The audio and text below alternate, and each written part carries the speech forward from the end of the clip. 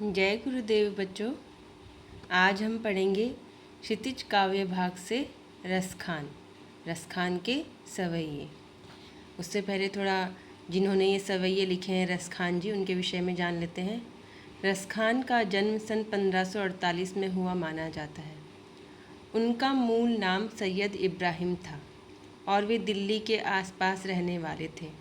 बच्चों, उनके नाम से ही स्पष्ट है कि वे एक मुस्लिम थे और मुस्लिम होते हुए भी वह कृष्ण भक्ति में इतने खोए हुए थे। उन्हें कृष्ण भक्ति ने ऐसा मुग्ध कर दिया था कि गोस्वामी विट्ठलनाथ जी से उन्होंने दीक्षा ली और ब्रजभूमि में जाकर रहने लगे।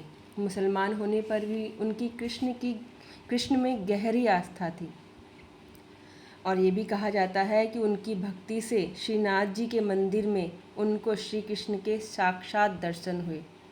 तब से ही वे ब्रजभूमि में बस गए। उनकी मृत्यु 1628 के आसपास हुई। उनकी 2 रचनाएं प्राप्त हुई हैं, प्रेम वाटिका और सुजान रसखान। उनकी रचनाओं का संग्रह रसखान रचनावली के नाम से प्रसिद्ध है।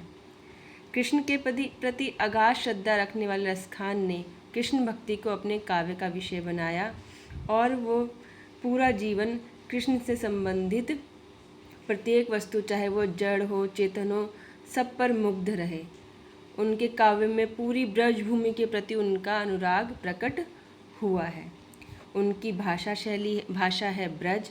उन्होंने ब्रज भाषा में अपनी काव्य रचना की है जिसमें सरलता और सरलता का गुण विद्यमान है। तो बच्चों, पढ़ते हैं उनके द्वारा लिखे गए सवैये। तो पहला सवैया है, मानुष हों तो वही रस खानी, बसों ब्रज गोकुल गाँव के ग्वारन। जो पशु हों तो कहा बस मेरो, चरो नित नंद की धेनु मंझारन। पाहन हो तो वही गिरी को, जो कियो हरि छत्र पुरंदर धारन। जो खग हो तो बसेरो करो, मिली कालिंदी कूल कदम्ब की डारन। बच्चों, यहाँ रसखान जी कृष्ण की लीला भूमि कौन सी है? ब्रज। वहाँ उसके प्रति अपना लगाव प्रकट करते हुए कहते हैं कि मानुष हो तो, यदि मैं अगले जन्म में, मानुष मतलब मनुष्य बनूं, है ना, इंसान बनूं, तो वही रसखान जी कह रहे हैं कि ये रसखान ये चाहता है कि अगर मैं अगले जन्म में मनुष्य बनूं तो क्या करूं? बसों ब्रज गोकुल गाँव के ग्वारन। तो बसों मतलब बसूं ब्रज में गोकुल के गांव के ग्वालों के बीच में, यानी कि यदि मेरा अगले जन्म में मैं मनुष्य में बनूं तो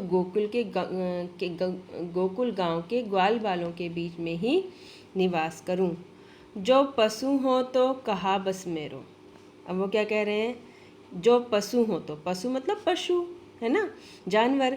और अगर पशु बनूं तो कहा बस मेरो, इसमें मेरा कोई बस नहीं है, यानी कि मेरा वश नहीं चलेगा। पता नहीं मैं अगले जन्म में मनुष्य बनूंगा कि पशु बनूंगा। तो अगर मैं पशु बना तो, यदि जो पशु हो तो, यदि पशु बना जिसमें कि मेरा कोई वश नहीं है, तो चरो नित नंद की धेनु मंझारन। तो मैं क्या करूं? मैं नंद बाबा की धेनु मतलब गायें, मैं नंद बाबा की गायों के मंझारन मतलब बीच में, तो मैं नंद बाबा की गायों के बीच में चरूं। पाहन हो तो वही गिरी को, जो कियो हरि छत्र पुरंदर धारन।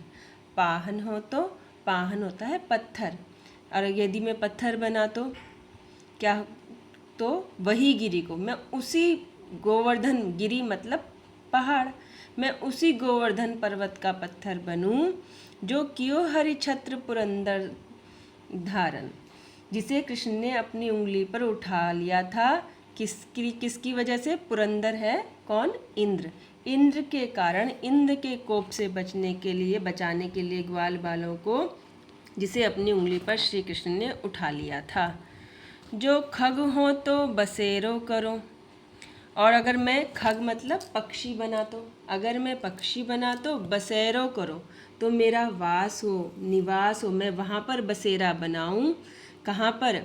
मिली कालिंदी कूल कदम्ब की डारन। कालिंदी, कालिंदी यमुना का नाम है, कूल मतलब किनारा, कदम्ब मतलब कदम्ब का पेड़। कदम्ब के पेड़ के नीचे ही, कदम्ब के वृक्ष के नीचे ही श्री कृष्ण बांसुरी बजाया करते थे, उसके नीचे खड़े होकर। डारन मतलब डाल।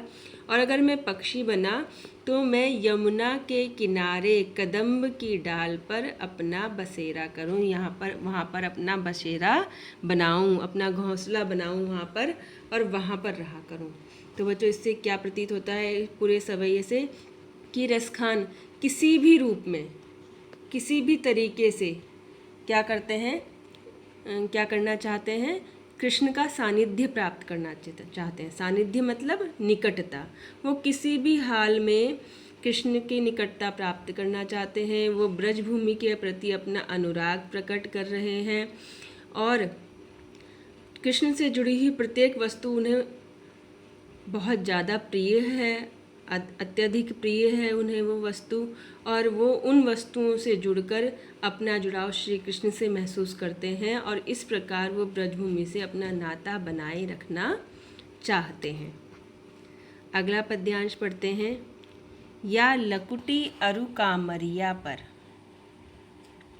राज तिहूँ पुर को तजि डारूं, आठहूँ सिद्धि नवो निधि के सुख, नंद की गाई चराई बिसारो, रस खान कबौ इन आँखिन सौ, ब्रज के बन बाग तड़ाग निहारो, कोटिक एक कलधौत के धाम, करील के कुंजन ऊपर वारो। अब देखो अगले सवैये में क्या कह रहे हैं।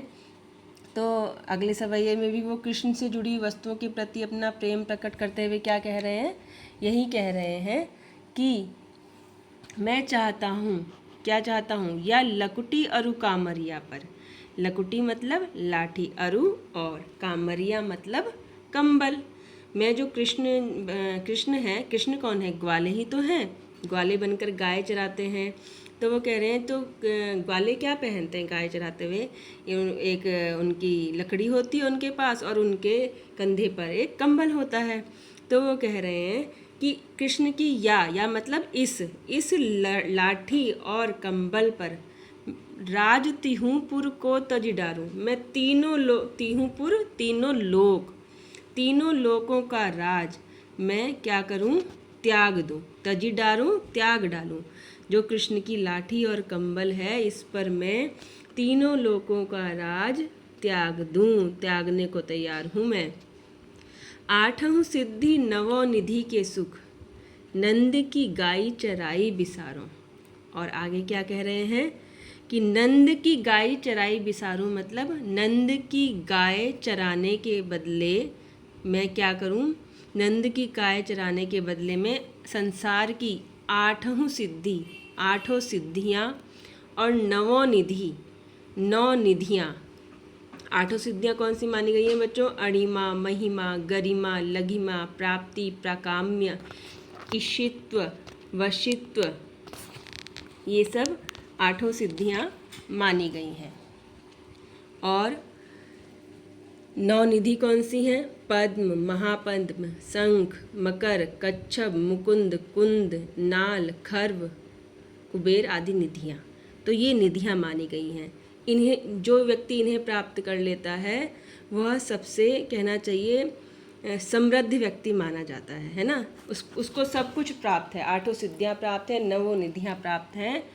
तो ऐसी आठों सिद्धियों और नवों निधियों से मिलने वाला सुख मैं किसके ऊपर विसार दूं? अगर मुझे नंद बाबा की गाय चराने को मिल जाए तो मैं आठों सिद्धियों और नवों निधियों से मिलने वाले सुख को भी विसारो मतलब भूल जाऊं। जो सुख मुझे नंद बाबा की गायों को चराने में मिलेगा, उसके आगे मैं आठों सिद्धियों और नौ निधियों के सुख को भी भूल जाऊं।